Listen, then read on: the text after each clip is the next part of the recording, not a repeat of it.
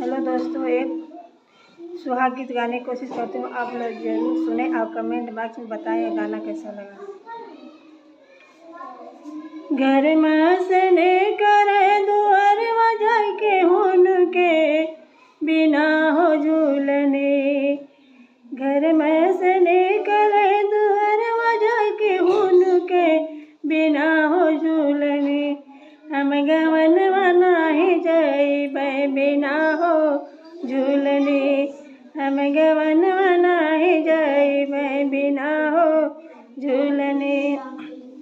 कितनो तू देव मैया झपिया से झपिया बिना हो झूलने।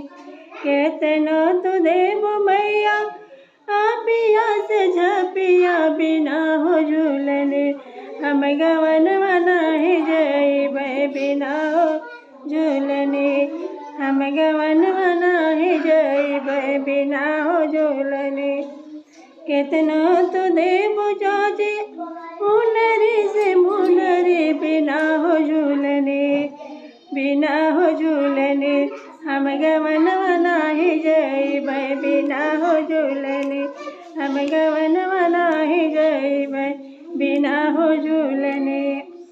कितनो तू देव भाभी पियरी से चुनरी बिना हो झूलने।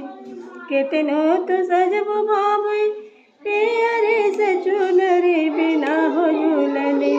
हम गवन मनाही जइबै बिना हो झूलने।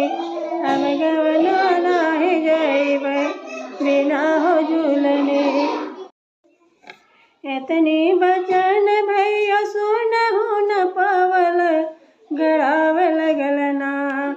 एतनी बचन भैया सुनहु न पावल गड़ावे लगल ना।